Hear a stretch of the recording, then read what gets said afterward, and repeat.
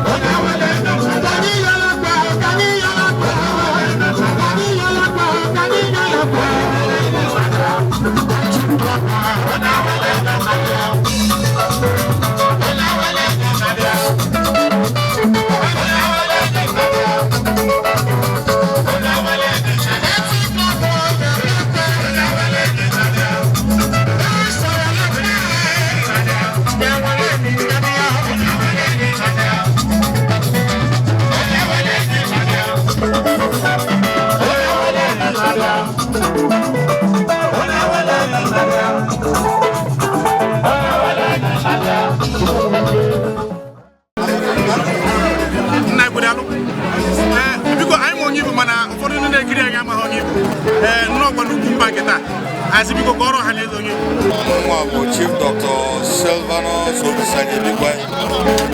MON and the ESL of this village where we are now.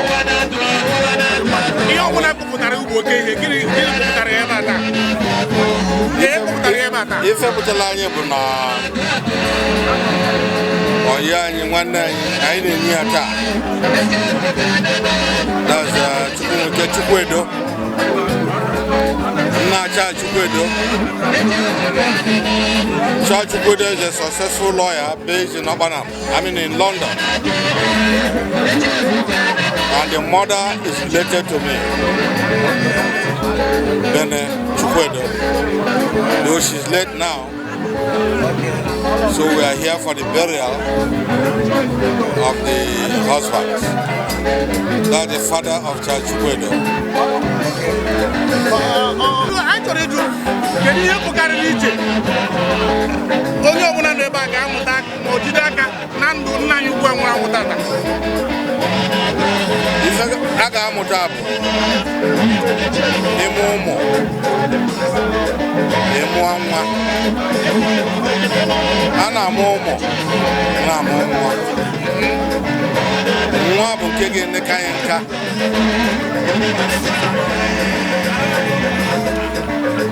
Umwani nebu mwa makawana afuana anya negubela isi mwana nna bụ nna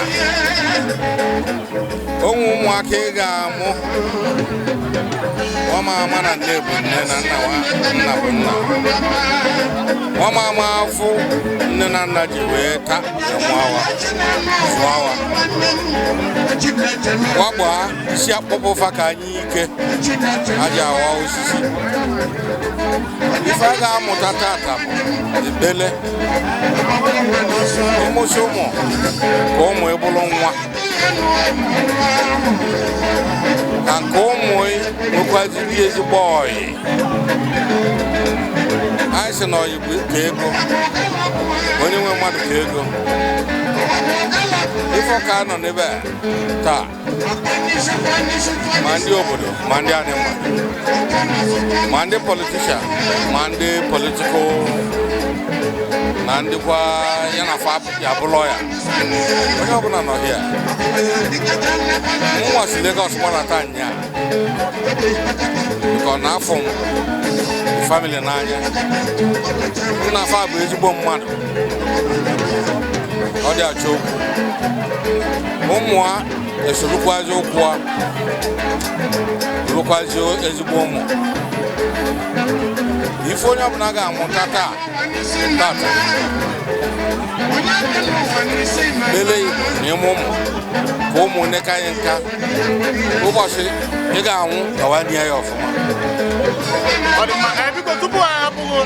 akwụkwọ nsọ si na ọ ka mma ịga n'ebe a nwụrụ karịa ebe a na-aṅụ ọgwụ na-ajụ ụbọchị a mụrụ mmadụ na ụbọchị onye ahụ nwụrụ nke ka mkpa ụbọchị a mụrụ mmadụ na ụbọchị onye ahụ nwụrụ anwụ nke ka mkpa nke ka emebe ndị aza wee tụọla amịma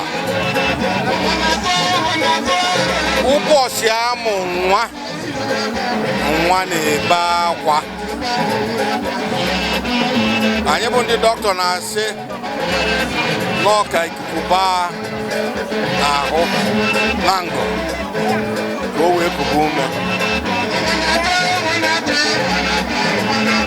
mana a na-asị n'ụbọchị ịmụ nwa akwa ọ na-ebe bụ na ọ na-ata Chukwu ụta. God, why have you brought me to this planet to come and suffer? Protest. Ọ na-adọ ndọrọndọrọ ya na Chukwu. Ọ na-asị Chukwu n'ụwa bụkwa weta afụ onwe nwa na-ebe. Akwa nwata na-ebe ụbọchị amụrụ ya. Ọ bụ akwa ụyaga na ọ chọghị ịbata n'ụwa bụ ụwa ụfụ. Mana ụbọchị ọ ga-anwụzi maka ọ ma egbu onwe ya, ọ ga-egbu onwe ya. Ọsị ọ dị mma Chukwu iweta n'ụwa ka ndọrịba ụlọ ike baa n'ife nwee ego, o nwee ike daa ịkpa, ụlọ ike bụrụ onye ala, ụlọ ike bụrụ onye oshi, bụrụ onye ama, ụlọ ike bụrụ lọya, bụrụ dọkịta. Mana ife dị n'ime ya bụ na ụbọchị ọ ga-anwụ ọnwụsị ya onye nwe anwụ obi ya dịkwa n'ebe ọ nọ, mkpụrụ obi ya dịka echi ị na-etigide egwu ka esi eti ife a ọsị ngị daalụ ma anya na-abụọ na ya na-emepụzi ya rienụ nitenụ egwu lanụ mmanya lanụ mmiri na ya ataghị afụ n'ọfụ ọbịa nọdụ otu ya ijiji na-amagodi ya ọ ma asapụ anya mana ọnọdụ ya obi ya dị mma ifu nneme ọsọgodi bulu egbe gbaa bulu bọmbụ tụọ ọsị ngị daalụ anya na-abụọ na ya ma asapụ a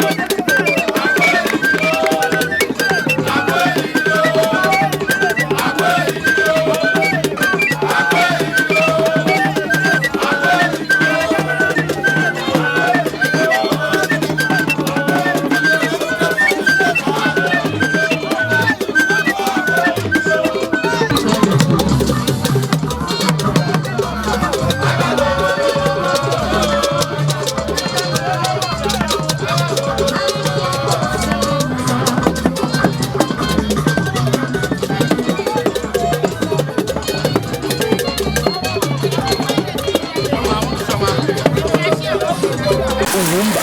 Nna Ikudalo. Dalo no de. Biko gwanu hanezo onye bụ. Mwa bụ Barrister Charles Chukwuedo. Abụ m onye Ọkpanam na Oshimiri North Local Government na Delta State, Nigeria. Ode ma emere ka mata no eni nna gị tata no ya ka ọhaneze anyị na-eji gbazuo taa. Yes, tata bụ mbọsị anyị nye nna m naanị.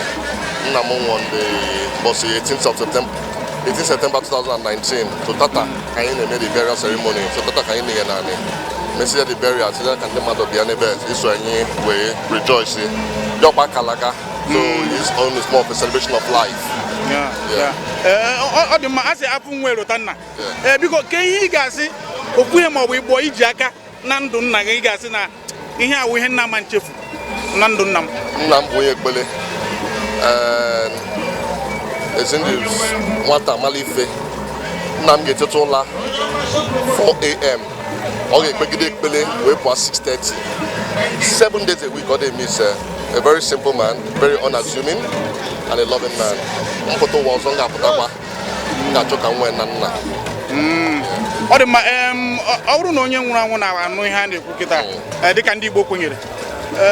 Oga enwe ha na-atụ anya n'aka gị maka ịchịkọta ezinụlọ ọ bụrụ na ọ sị gị kwue nkwa ka nkwa ị ga-ekwe kịta ọ bụrụ na atụ anya ihe dị ka afọ 5 ma afọ 10 na-abịa n'ezinụlọ ọ hapụrụ ka nkwa ị na-ekwe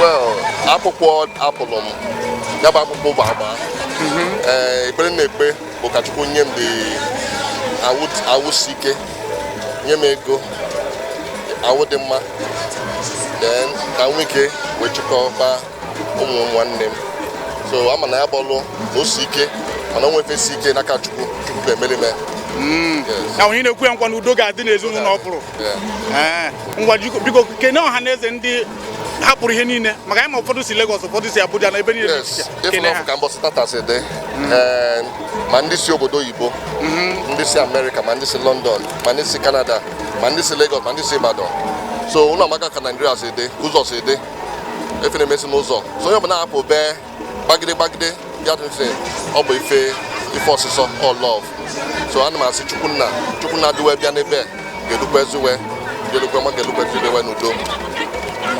Dalo, ndewo sir. Thank you, ma'am.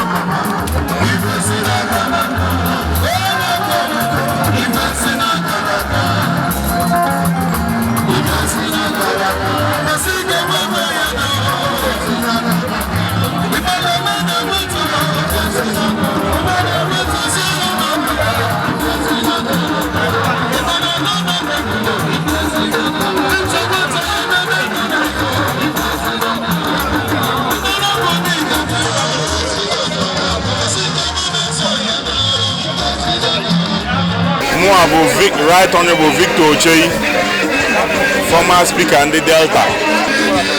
Abia maka nwanne m bụ Charles Chukwuedo. On enyi Nadia today. So we say okay. For me, I owe him. I'm a brother and a friend. And Papa was our father, so I must be here to come here today. Just so we know maka the bear me na-eme today. Ndị Igbo na-asị abụ nwa elotanda anwesị kedu ihe ichere bụ ihe mmụta ga-esi n'aka papa ha dịka ọ na-anata na ihe ichere bụ ihe a ga-amụta na ndụ ya well ihe a ga-amụta na papa bụ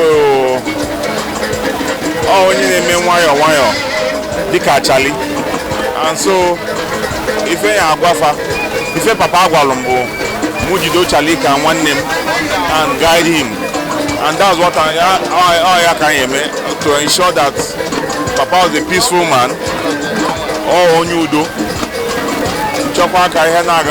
For everybody. So for me, that is my prayer. Kafaso look at Papa si being there. We also look at Papa being there. So where they are chacha.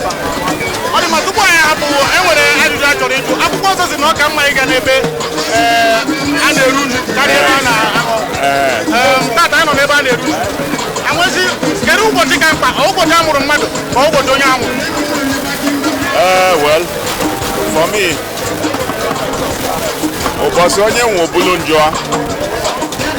so for me,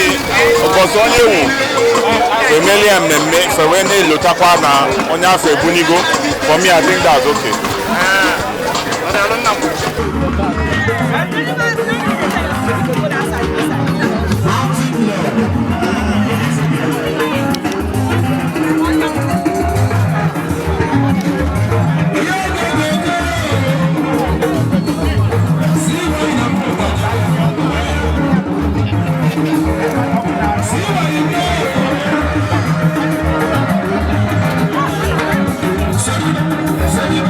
Sorry.